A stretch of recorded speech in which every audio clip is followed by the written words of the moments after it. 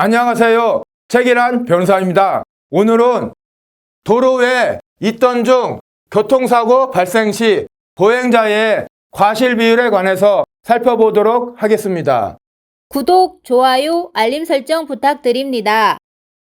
도로에 있던 중 발생한 사고의 유형으로서는 예를 들어 보면 1차 사고 후 사고 현장을 정리하기 위해서 도로에 서 있던 중 발생한 사고, 도로의 갓길에 서 있던 중 발생한 사고, 음주 상태로 도로에 쓰러져 있거나 앉아 있던 중 발생한 사고, 차도상에서 택시를 잡던 중 발생한 사고 등이 있습니다.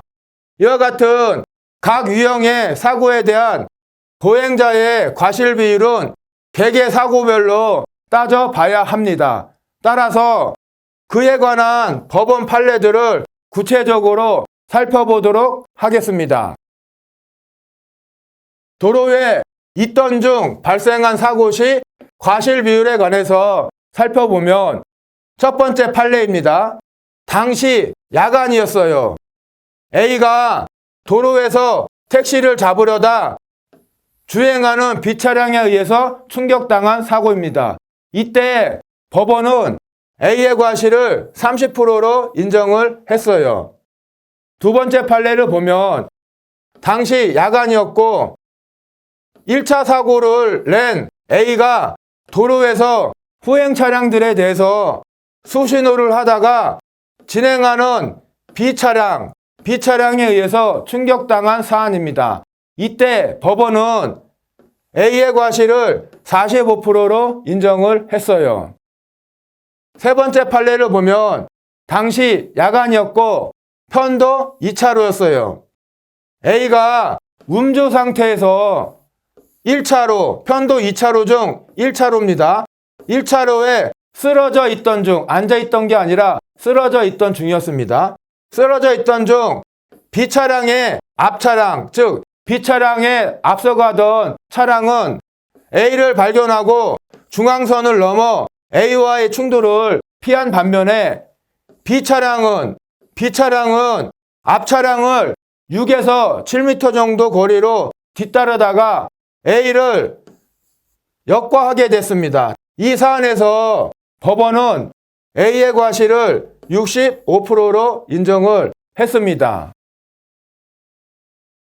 네 번째 판례를 보면 편도 3차로였습니다. 그리고 당시 야간이었는데 비가 내리고 있었어요.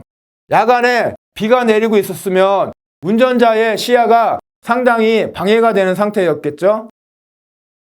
A가 술에 취한 채 검은색 옷을 입고 편도 3차로 중 2차로에 쓰러져 있던 중 주행하는 B차량에 의해서 충격을 당했습니다.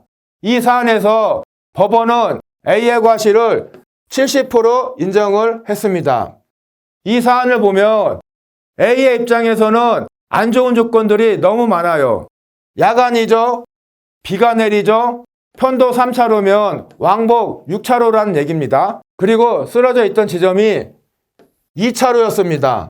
또한 검은색 계열의 옷을 입고 있었어요. 그리고 앉아있던 것이 아니라 쓰러져 있었던 것입니다. 이와 같이 A에게 안 좋은 조건들이 너무나 많이 갖춰져서 법원은 A의 과실을 70%나 인정을 한 것입니다. 다섯 번째 판례를 보면 당시 야간이었어요. 조명시설이 없었어요. 사고가 난 지점은 조명시설이 없어서 어두웠어요. 조명시설이 없었고 커브길이었으며 이 커브길이었으면 운전자의 시야가 많이 방해가 되는 상태였습니다. 커브길이었고 차량 통행이 빈번한 도로상에서 술에 취한 채 쓰러져 있던 A에 대해서 주행하던 B차량이 충격을 한 것입니다.